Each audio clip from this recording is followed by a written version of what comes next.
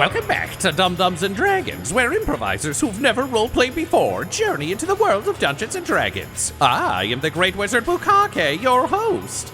Our anti-heroes are attempting to bait the Nightmare Lord. Echo tested out her new knives killing traitors. The Forsaken convinced the newspaper to start hyping a Hitman versus Nightmare Lord showdown, and Quinny prevented any of this from immediately getting them killed. But can these heroes survive a battle with the local werewolves? Find out next on Dum-Dums and Dragons. Dum-Dums, you've decided to bait the Nightmare Lord using the newspapers. You're going to the legitimate media. How very Citizen Kane of you. So you have spoken to Perry, the editor at Baldur's Mouth. Is it Perry, the editor? Yeah, it was Perry Prindlewinkle. Prindlewinkle. A name That's I great. did not write down. I love that we get Perry as the editor. Yeah, you know. So many shows have taught me that editors are named Perry. Yeah. Yeah, it's either that or lawyers in Perry various Mason. shows. Yeah, yeah, Matthew Perry. yeah, or a friend who works a mysterious Or job a that none of us friend. understand. You have planted a story to basically set up Hitman v. Nightmare Lord. You're in Baldur's Gate. You met with Nine Fingers Keen, who is the leader of the Guild, the massive criminal underworld here in Baldur's Gate. But even she has basically been dethroned by the Nightmare Lord, a former unseen hand agent who has weaponized the remains of the agency in this area of the world to his own ends. You've also discovered that people you've dealt with have started turning up dead messages from the Nightmare Lord. You found Larry the Lousy, who was obviously assumed to be an ally rather than a guy you were on your way to kill, who had been impaled to a wall with a massive iron spike. Also, Lewis Tripod McFally, the porter, the Dragonborn porter, who was on his way out of town, was found hung off the bridge with a spike through his chest as well. That's on him. He shouldn't have run. Honestly, he made a really big deal about not being associated with us to the point that it was very obvious. We that would have he'd let him worked stay at for the us. hotel with us if he was chill. Yeah. He could be safe with friend. Just two friends with two Definitely asses. his fault. Cool. Whatever helps everyone but Juniper sleep at night. It's going to be interesting because I think she's going to share that Quinny face I am seeing right now. So anyway, you are on your way.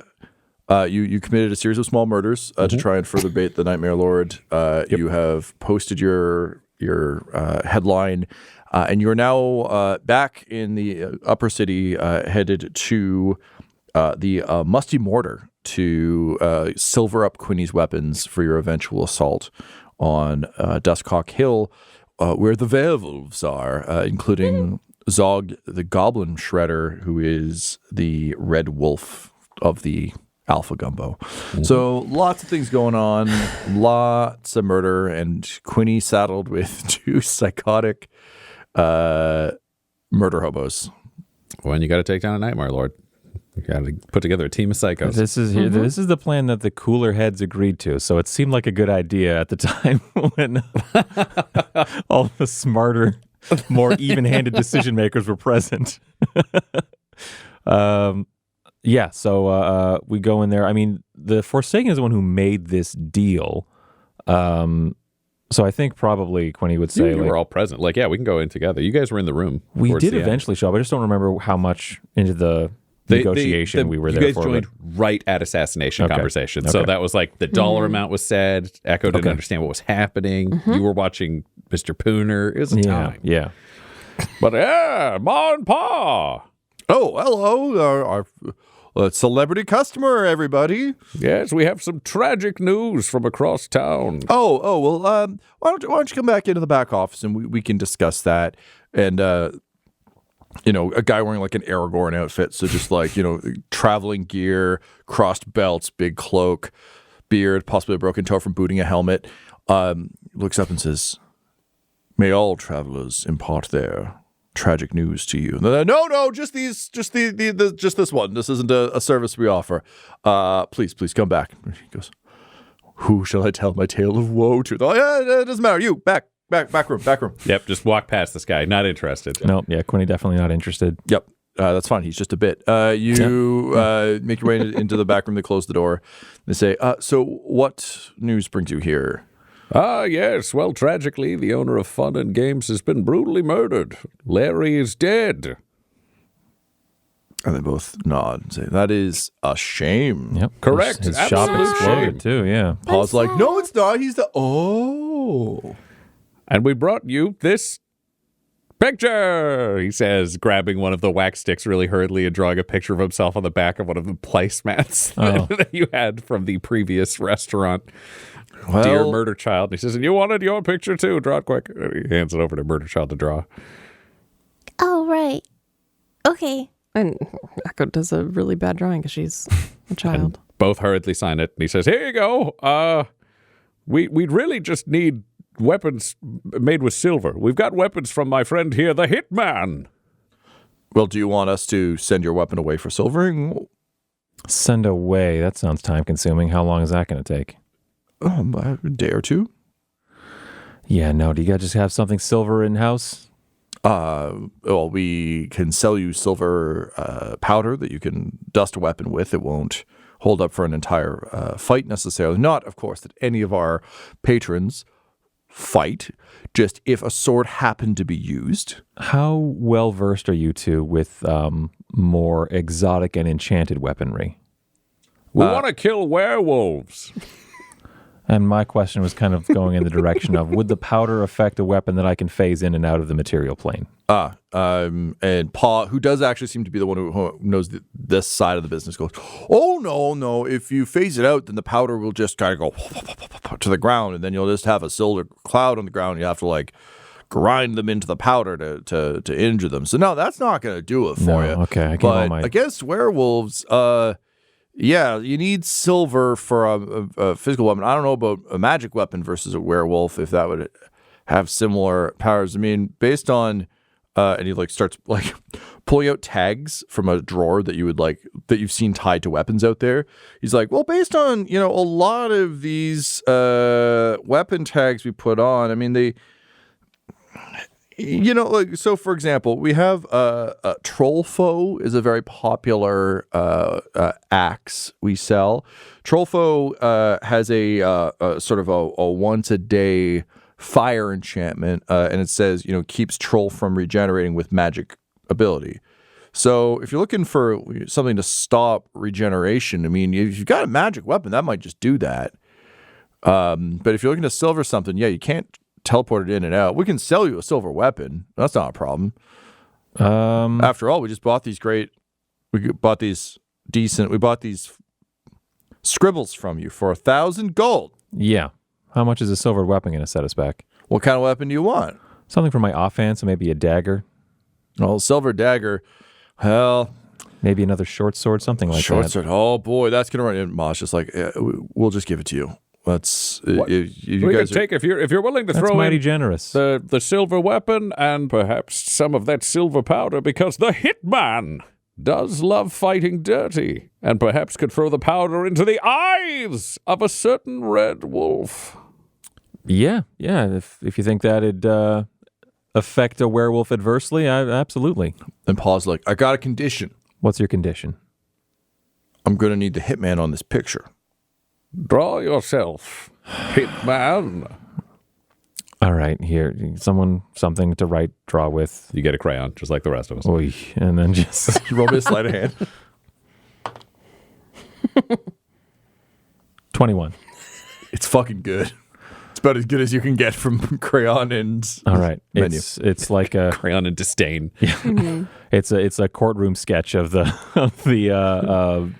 hitman though. Like there are no Quinny features here. Like deliberately, like Yeah, maybe that's this why is- it's so good. You're just drawing a mask. yeah, it's just a mask with a big hat, big musketeer hat, and the cape, high collar kind of thing. Yep. And then it kind of just like fizzles like. I mean, look, sketchy I out. have been drawing a lot of shit with crayon lately. I gotta tell you, big blocky things like that. That's your bread and butter, man. Big hat, amazing. Cape, great. Facial features, Yeah, nah.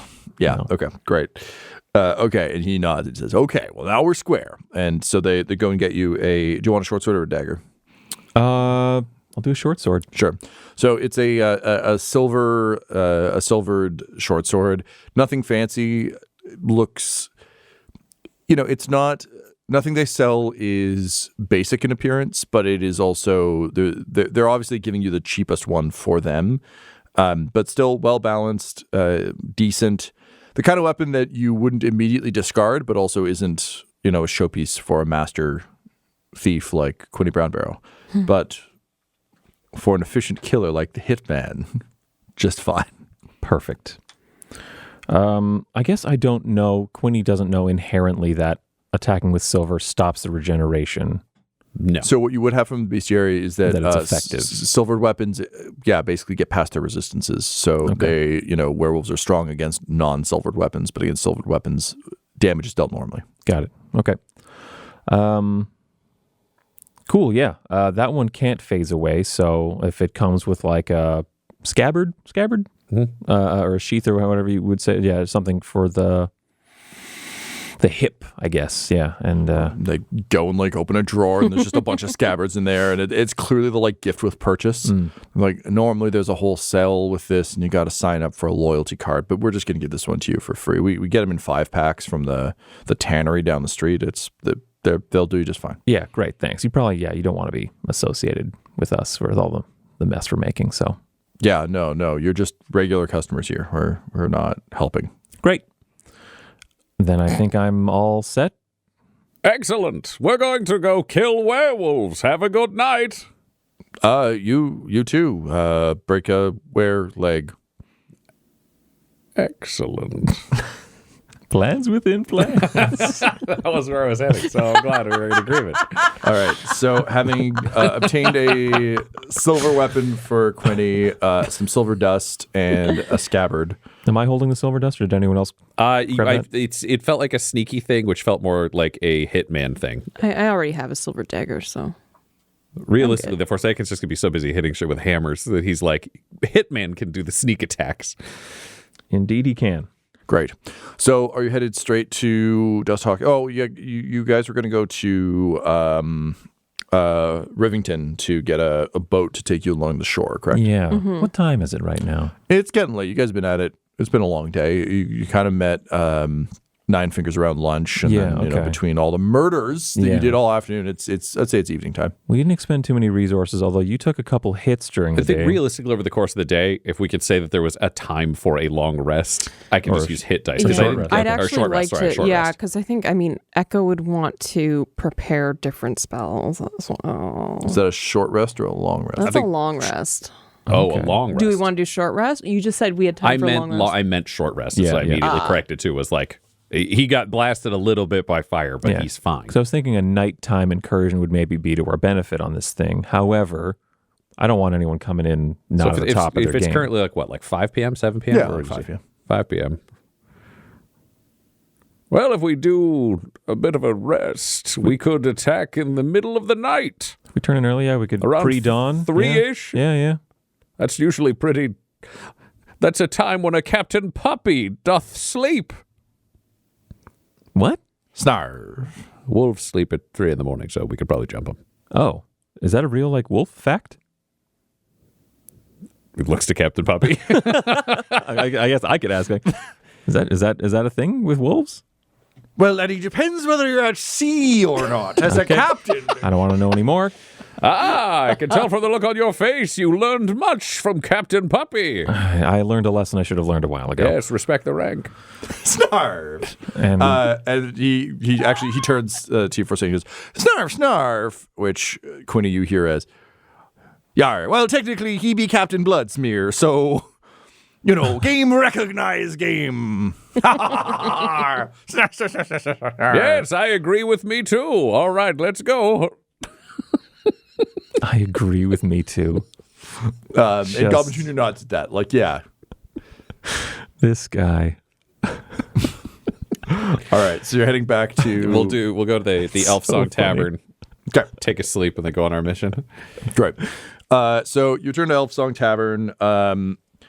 There is again the place is a Twitter with talk of the series of small murders that occurred in Sea Tower today, as well as the kind of high profile Night Lord killings. There haven't been any of these in a while, but these big flashy spike murders are apparently not. You're hearing as you kind of like enter the tavern. Not unheard of. These happened back when the Nightmare Lord rose to power. Yeah. So definitely a known quantity. There is, of course, as always, the haunting song of the spirit of the elven woman sort of drifting on the air. The place is packed. It's 5 p.m. This is prime get weird tavern stew time. Can I get perception from anyone who would be kind of aware of their surroundings? If you're just like eager to get to bed, then. Echo's got to do nappy. Okay, so Echo, no roll for Echo then. Yeah. But I think Forsaken is always questioning whether or not he will be attacked, even in his home. This is perception? Mm-hmm. 16. 13. It's just a busy night. There's like you don't pick up on any. There's no one lurking. There's no one like shadowing you or looking to pick you off or anything. You make your way upstairs. Zabiana is out. She's left a note on her door, just being like, Betraying you to the Nightmare. back in 5. There's just a note on the door that says knives/cards later ? But she is not home. Okay. Ginny did, as Janice, say like, hey, if at the end of the meal you want to tell me anything, did say that. And so I would like to see about sending, if we're at the Alfson Tavern, I'd like to see about asking about a reservation for Tony Toots to send a message. I want to send a message to Tony Toots over at the three old kegs. Mm-hmm. Yeah. To a girl who works there named Janice, and just let her know that I got home safe, and that everything's fine.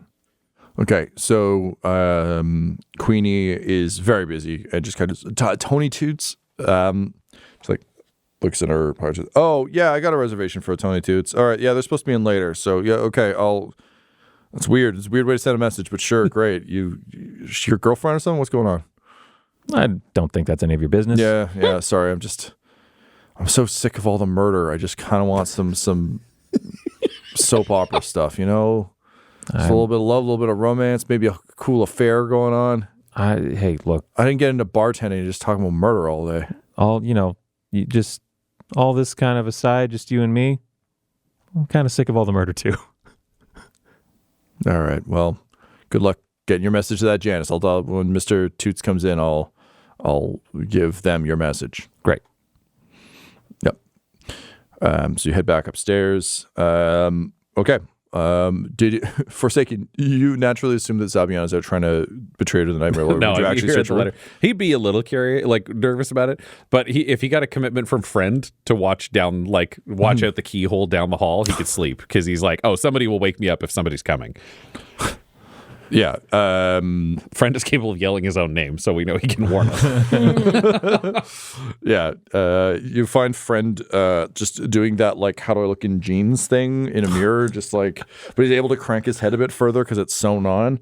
And when he comes in, you explain that to him. Yes, and you look great in those pants. And he kind of gives you a bashful, oh, you. Friendship between monsters. And he just points at himself and then gestures to the sea and shrugs. Then points at Captain Puppy. Captain Puppy, yes. Friendship? Yes, we all sailed the seas of pain and the oceans of woe. Oh! With Captain Puppy by our sides. And he nods knowingly. Now he gets it. Yes. Talk about seas of pain and stuff. Yes. You read about those in books. Plans within plans. Thumbs up. Goes to sleep. Right. He's done. All right. So you all pack in for the night. Echo, you're picking your spells. Yeah, I'm almost done. No, it's all good. Quinny, He meant in world. I don't think he was commenting on what you were physically doing. He's just painting the picture of what's happening in the world. narrating our theater of Laura the has mind. been not present for the last 5 minutes, just going through spells. You just missed some fine-looking jeans on a corpse, man. Yep. All right. And a letter to Janice. And then That's right. Quinny, you're going to bed? Yeah, I don't think I'll sleep on the roof this time since we've kind of been picking up the ire of the Nightmare Lord. I think I'll do a quick little lockpick on Zabiana's room. Sure. And just sleep in there. If she's out for the night as a vampire, I'll go in there. And then if this is an inn, I'll just put something on like the door of like don't come in to clean or something like that, just to indicate like for her that'll be like someone came in here and put this on. Sure. And I'm not trying to hide or anything like that, so I'll just like she can even have the bed if there's like a Shea like lounge or something like that, just a couch for him to sleep on. Yeah, her room is overstuffed with information broker shit, but there's definitely like, she's still got to have a little bit of that interview with the vampire nonsense going on. So yeah, there's a fainting couch that you can take a rest on. Awesome. Hat over face, and that's he's just going to sleep. Okay, amazing. So the Forsaken, late into the evening, you hear friend. Great. He's up. He's armed. He's gonna peek through that keyhole. And you see a patron, just like an elven man, wearing like some kind of bardic outfit. Just the like the Warhammer Fantasy Sigmar type shit, where it's just like the big ruffles and multicolored, stumbling down the hall. And kind of staggering against the walls and sort of straightening himself up. And for a moment, you're kind of like, what the fuck, friend? Until you see this guy just lurch against a door that none of you are sleeping in and just start like slamming his hands on it, which I think probably wakes up Quinny. Is it my door? No, it's not, but you hear a thump, thump, thump, thump, thump. Okay. Yeah, I think the Forsaken is just going to quietly open his door and then bum rush and tackle this guy. Just get him, like, grab an arm down on the ground. Great. Welcome to hell! Can you roll me in athletics? Yes. Open my door just in time to see you rush by. That is a 16. 16. Would I have advantage if he doesn't see me coming? Sure. Dope. 16 is good. Great. You tackle him to the ground, and it takes the wind out of you as you hit him. You knock him to the ground, yell "Welcome to hell," and he just goes, and just like boots you in the stomach with both feet, shoving you off of him, and kind of like staggers to his feet. You can see his eyes are like the pupils are dilated. He is frothing at the mouth, and his like veins are sticking up all over his arms and face as he rushes you, claws out. Let's roll you're a dead initiative. man. Was against him. Yeah, he burned his good roll on knocking you off him. I got a 7, so let's see how this plays out. So fuck. yippee-ki-yay. Bad day for this guy. Yeah. He's rushing you with his 6 initiative, but you have the first go. What do you do? Quinny, you can roll as well because you opened your door. Shield comes down, covered in teeth. Hammer comes out, and he's just left to right, just going to do the equivalent of a hammer uppercut just across this guy's head. Hammer uppercut to us Street Fighter people. Mm-hmm. And that I'm going to use a Captain Puppy inspiration. All right, that is a 19 to hit. Yep, that'll hit. All righty. That will do 12 regular damage plus 7 radiant damage in his atheistic hammer blows. So for total of 19? 19. All right. So powerful hit. You send him staggering, spitting teeth back against the wall. And he kind of like twitches and undulates a couple of times. And his neck muscle bulges, kind of cracking his head awkwardly to the side. And he just screams in rage at you. Quinny, what was your initiative? 12. 12? Okay. So he's going to go, and then we'll go top of the round and put us all in proper order. Echo, because you were working on spells, what does prepping a spell look like for Echo? So Echo, she's imagining all of the deadly situations she's going to be in. and just like really taking the time to envision exactly what she would do. Mostly how exactly she would kill someone. Yeah, I understand. So forming the Yeah. spell via scenario. Yeah, so it's not like the wizard type of like I'm studying like exactly how to do this spell. It's a little bit more instinctual. Gotcha. Okay, great. So that makes sense as to why you're not in initiative yet, because you're like deep in kind of like meditative murder She's slumber. like, she's really envisioning. Yeah. Like any athlete, you know. Yeah. You really have to. Don't want to get the murder yips, you know? It's very important. Okay, great. So we'll go to the elf.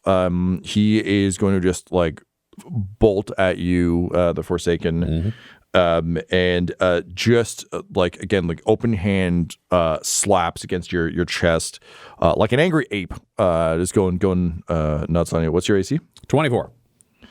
Okay. Neither hit, just like shatters a hand against you, shatters another hand against you. I rolled really badly. But doesn't react to the bloody stumps, just keeps slapping meat on your chest. This will prove painful for you. Top of the round, a dwarf, an orc, and another elf walk into a bar, come up the stairs, staggering as a group. Similarly, just like one of them, their jaw is massive, has just grown. One of them seems to be bleeding from a couple of protrusions of like bone that has jutted out through their face. Also just screaming as they rise up the stairs. Quinny, you're still in your room, so they wouldn't see you. They would see Forsaken and this other guy. But they're going to take let's see if they get out of this. No, they're also fighting each other. They're like stumbling up the stairs, like wailing on each other. So they kind of reach the top of the stairs, slam into the wall near Zabiana's door, and are like fighting each other such that they don't actually step into your initiative yet. They're just over there fighting, and we'll see if they break out of that. Next up is Quinny. Quinny, you've cracked open your door. You see these three very close to you, engaged in combat. You can hear screams and the sounds of fighting downstairs. And there is the one attacking the Forsaken. What do you do? If I can go out my door and past this group of three that are brawling with each other without incurring like attacks of opportunity. Take some kind of roll involving stealth. You got it. How sneaky is this little boy? 11. Yeah, we know how sneaky Quinny is, but how sneaky is the Hitman? 26. Pretty sneaky. For sneaking. Gonna give disadvantage on their 7 and a 9. Wow. It's a good Voyager roll and not much else. All right, so you sneak past. Where are you going? I just want to come out the door and help the Forsaken deal with the one that's all over him, so that then I can tell him like, this way. Let's go out the window. Like we're not going down the hall into the massive tavern where it sounds like all hell is broken loose. Yep. I am just like deal with this one that's kind of attack, some kind of sneaky attack. It would seem, because your words, not mine. Deeply distracted. Stealth check, sneak attack. It's all coming from you. I'm just making it up as I go. Yeah. This is my homebrew campaign setting now. Sneak attack. So with advantage. That's a 15 plus 13 for 28 to hit. Yep. And I'm going to roll my second attack with Thirsting Blade because it's my packed weapon. Sure. Breach of contract goes twice. It's another 15, so 28 twice. Yeah, that will also hit. Nice. Okay. I got just the one set of dice. This is going to take a second here. Sorry. What do you need? I D6s. Yes. All donating to the Thank cause. you very much. Okay, so sneak attack, we'll do that first because I believe that's 4d6s. Yep. Nice. 10 Damn. plus 12. 22. 22 on the sneak attack. And then we have 1d6 piercing. 1. So now we're at 23. 1d6 cold. 3. And 26.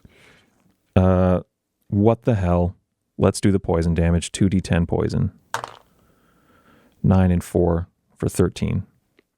39. 39 all grouped in there, and I'll do a quick roll for if I keep the poison. Do you add your dex damage to that as well? I do, sorry. 8. 39 plus 8 takes us to 47. 47 sneak attack. So you damage. are the hitman because you're doing 47. Yeah, and I just realized that's from one attack. The next attack, if this guy's still alive.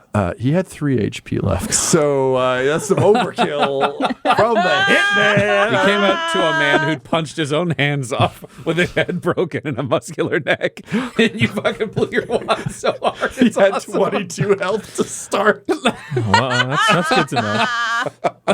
Did you keep your poison? The Forsaken I looks did. The Forsaken looks at you and just goes, wow. Nice. He hasn't been able to do a murder that he's felt okay about in days. That's the first kill with the breach of contract since we fought in the forest. wow. Yeah, I believe. Oh, you're like old man Logan Everything else has refusing just to been- pop his claws here. Look at this. Yeah. Welcome to the fray, Hitman. Shall we kill our way free? So And you just in response to the casual, friendly nature of like, I'm Massacre, just Queen's like, go, go, go, go, go, go, go. Just turn around out the window, let's go. Yeah, so the body falls to the ground. The muscles continue to pop and twist and convulse as the body Weird. lays on the ground. Echo, you open your door with Quinny, I think, being like, let's go.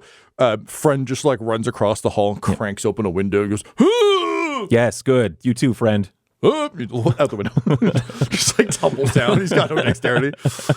He lands at the bottom and like holds his arms up to catch anyone. Like Goblin Jr. jumps down. Captain Puppy immediately lands in his arms. Captain Puppy throws him a quick nautical salute, puts him down. But yeah, so you guys are all going out the window? Yeah, I guess. Yeah. What do we see down below? I don't want to like commit to jumping out a window if there's like, and the mob's out there too. No, so like there's people being thrown out of windows, and you can see fire crackling in the in the tavern below. But no, it looks like the tavern is going completely apeshit. There are fights happening outside, but it's not like there's not a mob outside. There's just like occasional small groupings. So basically, if you guys want to jump out the window and run away, We can get clear. there you just need to like duck around various fights. But there are people just like braining each other on the ground and Forsaken's good with a climb out a window. He's down. Yeah. You'll go. Quinny's out there too. What do we do now, Hitman? They knew we lived here. They knew we were staying here. We did tell that Mr. Poon. I'm worried about Ginny. How would they know about her? We have nothing to track her back to this building. I sent a message from here to the 3 old kegs because she asked for information from us and I didn't want her to worry. So now we have to make a choice. Do we carry out our werewolf strike while they believe us fallen? Or do we make a move on the 3 old kegs and perhaps blow Janice's cover? Can you roll me an insight? Probably the Forsaken. God help us.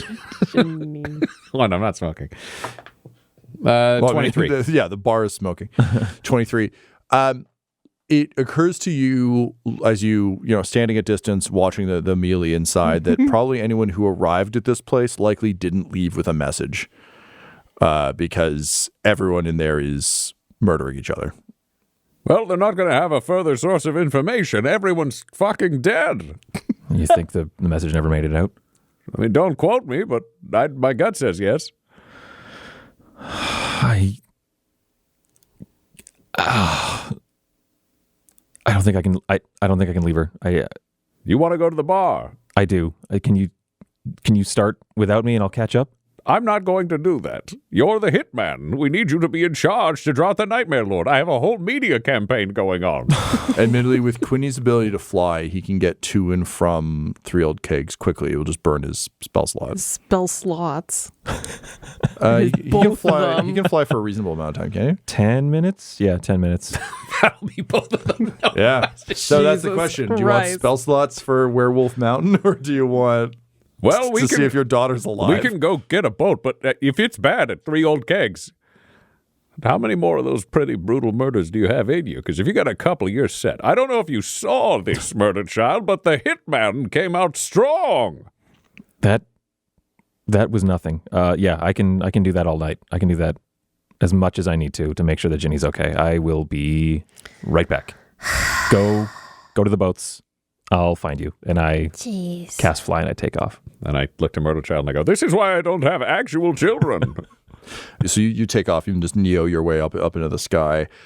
Echo and the Forsaken, as you make your way away from the elf song, you can hear thaumaturgically enhanced and echoing sort of off the surrounding buildings. The elf song, but like it's clearly like a different voice singing it. And slightly bastardized, and to the same tune you've been hearing kind of echoing, just they helped, they helped, they helped. Yep. And echoing throughout. the Forsaken yells back, unknowingly using thaumaturgy, and it's just, eat my ass, Nightmare Lord! And with that, you run from the burning tavern as the patrons destroy each other. Okay. Meanwhile, Quinny, you're flying over Baldur's Gate. This isn't happening everywhere. This isn't like the whole city has suddenly gone. No, I'm assuming they tapped the ale casks or something with the werewolf potion. Assuming very correctly, but. So you arc through the air and come down at the Three Old Kegs. What's your plan here? Three Old Kegs is a tavern and an inn. Yep. So I'm assuming it's open, like lights are on and stuff like that. Like, is it all hours kind of thing? The tavern is closed Okay. To the public right now. That obviously like there's probably like a night desk. But this is less so like a 24-hour hotel and more a like we close the doors so bandits don't get us kind of situation. And they're in the upper city and they do that. Yeah. Okay. Yeah. You can have a store in a nice neighborhood in a city and you still lock the doors. Sure, yeah, I just wasn't aware of how safe people felt, I guess, in the upper that's city. important. This is not Canada. It's a small town. All the doors are open. Yeah. Normally, probably less so with all the murders that are happening around town and the explosions and things.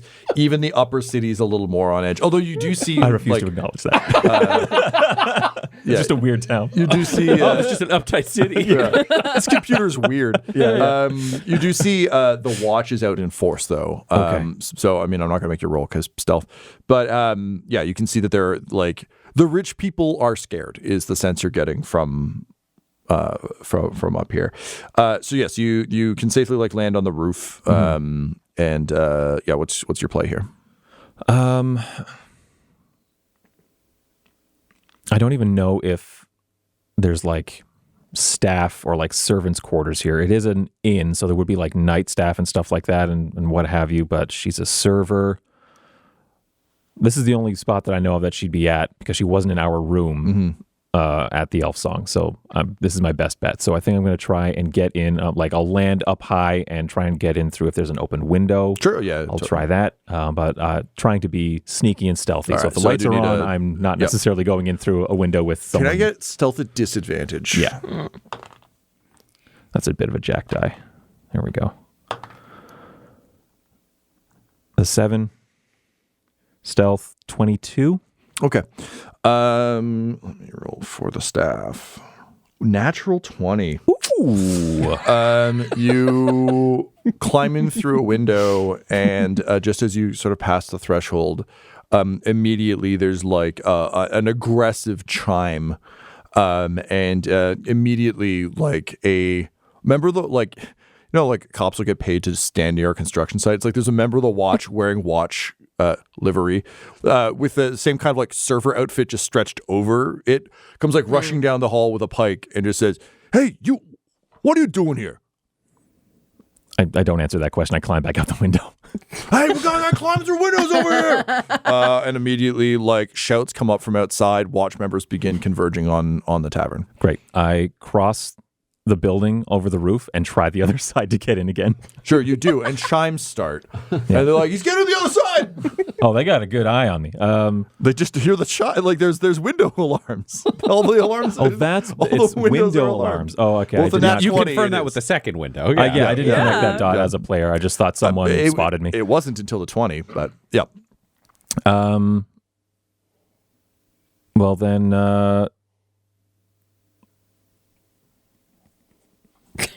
Janice! That's what I was thinking too. It's getting to that point, but if it's like if every window's alarmed and they're just going to go to the one that's alarmed next, I just start Eldritch blasting the windows. Like He's everywhere. Yeah. They're everywhere. exactly what I wanted to hear. Yeah, you hear like a series of magic missiles like blows up a window, and you hear from inside, "You'll never take me, villains!" And you hear like the clanging of armor getting on, and someone just like, "Shit, I should really sleep in this," because there's heroes staying here. There's heroes everywhere, yeah. but they're not coming for you. They're coming for every window. Yeah. So you hear the crash of a door as a fighter smashes out into the hall. Says, "I challenge you to a duel, brigands!" And then just standing there, like, "Brigands! Brigands! Honor demands a duel!" Brigands.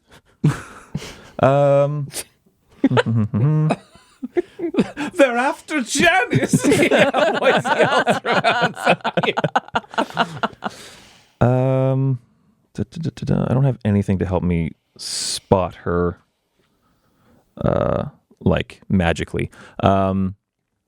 So I'm just gonna pick a window with like no activity after it's broken, hoping it's an empty room, unoccupied, and I want to go in through that one. Okay, like chimes, but at this point there's a guy yelling, "Duel me!" Yeah. Also, Yeah. Okay, so you make your way into one of the very comfortable rooms. These are much nicer than the ones you were staying at before the elf song happened. Great. Remove the Hitman costume, and I am now Quinny Brownbarrow staying at the Three Old Kegs. I open my door, and I look up and down the hall. Yeah, and just like a classic paladin-looking motherfucker, full armor, badly attached, kind of clanking around. He comes running down the hall and says, "Halfling, you're in great danger. Remain in your room until I have dueled the brigands. What is going on here? Some foul creatures are attempting to break in." My daughter works here. I have to find her. "Your daughter works here? Yes. Where is she? I don't know. What job does she do? Is she a maid? Could she be in one of the rooms? Is she the night porter?" She's a server in the tavern, the restaurant. I believe she stays here. Like sword up and hands it. "Follow me, halfling. We will find your daughter or die trying." Thank you so much, kind hero. And Gallant. looks over his shoulder and says, "I'm no hero. Just a man trying to do good in this world gone mad. Follow me!" And he runs for the Charges stairs. forward so he can't see me rolling my eyes, but Yeah, we're going to see if we can make it down the stairs. If I find a brigand, let me solo her. Honor demands it. I just need one more for a level. So he goes careening, Like biggest main character energy ever. yeah. careening down the stairs, pinballing off walls, Oh, kind of buddy. cracking into the banisters because his armor isn't. He didn't have time to attach it properly. geez, So he's yeah. wearing like loose boots basically, and just like stumbling down. Kind of bad. He comes out into the. This character is now named Loose Boots. I like these boots. He comes out into the main hall and he says, "Halfling, what is your daughter's name?" Janice. Janice! Janice!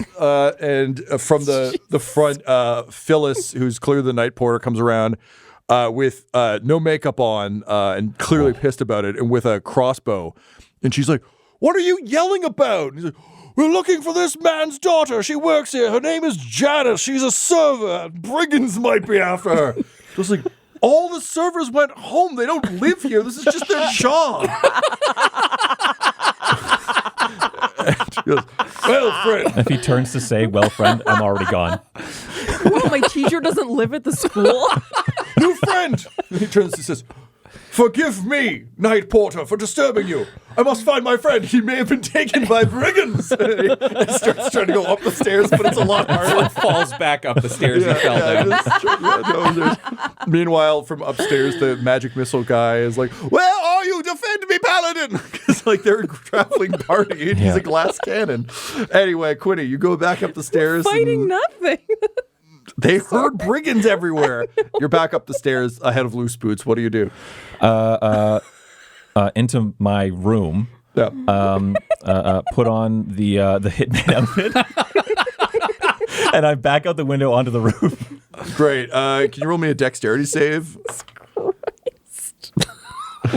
Did not mean for this to turn into the fucking Quinny show. I love this so much. It's the Loose Boots show. You're just guest starring. 23 on the dex 23. save. All right. So yeah, you dodge the volley of arrows from the watch, who are clearly now like looking up at the wall. There he is. Start unleashing hell, but you're quick and you manage to get up and onto the roof. As they continue to pincushion, and at this point they're arcing arrows up. You see like grappling hooks clanging against the side of the building. Are there any rooftops adjacent to this one? Or is it kind of standalone in a square? I mean, it's in my head. It's far. It's not like an island, but there aren't buildings pressed right up against it because it's an inn. It's going to be loud all night and it's old. So it's not Assassin's Creed friendly. No. It's in Assassin's Creed. You have to jump down, run a few meters, then climb. Okay. But for someone who can spring in stride, you could probably make it to another rooftop. Okay. Quinny's assessment of the situation is thus that he's brought all of this nuisance now to this place, so we can't go looking around for Ginny, not knowing where to look. He had an idea to come, circle back around, find another way in, go down and find Phyllis and be like, where does Ginny live? But there's no guarantee that she'd even know. So he's just going to have to, he feels, I think, sick to his stomach of just I got to give this a day, and I have to do what I have to do right now, draw the Nightmare Lord's attention away from everything else. He knows where we stay. I hope he doesn't know that I have a daughter and that she's here. And I cast my second fly spell and I go to the river. This episode of Dum-Dums and Dragons features the voices of Ryan LaPlante at the Ryan LaPlante on Twitter, Tyler Hewitt at Tyler_Hewitt on Twitter, Laura Hamstra at EL Hamstring on Twitter, and our DM Tom McGee at McGeeTD on Twitter. This episode's sound was edited and mixed by Laura Hamstra, and Dum-Dums and Dragons artwork is by Del Borovic, who can be found at delborovic.com. Our theme songs are And Now for That Massive Coronary and Skipping Through the Orchestra Pit Part 1 by Peter Gresser, and our ad music is No Control and Chiefs by Jazzar, JAHZZAR, all available at freemusicarchive.org. When it comes to Dum-Dums and Dice, you can visit our website at dumdumdice.com. Our Twitter and Instagram are at dumdumdice, and on Facebook at facebook.com/dumdumdice. But most importantly, we've got merchandise at redbubble.com/people/dumdumdice, or you can join our Patreon at patreon.com/dumdumdice. That's DUMBDUMBDICE. And tune in next week for more Dum-Dums and Dragons. Dum-Dums and Dice has to give a special thank you to the supreme beings of our Patreon at this time: Christopher Little, George Dolby, Gavin and Abby McDonald, Fire Unfriendly, Grandma Likes D&D, Alan, Stabby Stranger, Glitch Trick, Flynn1138, Alarain Okapi, Schrodinger's Pepper, Madre de Gatos, Lady Maiden, Nithrian, Garbo Ape, Sam Schaefer, Waffle Marine, Dagger Rain, Rob L, Dia De Los Hoodless, Squishy Werewolf, Remy Funky Head, Accent Therapeutic Services in Florence, Kentucky, Lael, Shulzari, The Long Family, Jordan Oliver, Richard Wright, Brittany Fenwick, Alex Parr, Dragonfly, Megan Werner, A Man Out of Time, Curtis at FingerTechRobotics.com, Panda24NN, Shendra D, Your Homeboy Bones, Ellis Hatch, Odigenous, Beef Not Cheese, Kai Koa, Squire Solaire, Sandy Sassy Pants, Adam, Amira Lockhart, James Molina, Nick Hemsing, Alex LaFountain, Mickey Blake, Seth Cambron, and Jill and Noel LaPlante. If you want your name to be added to this list, you can join our Patreon too at patreon.com/dumdumdice. Thanks to them, and a little bit of thanks to you.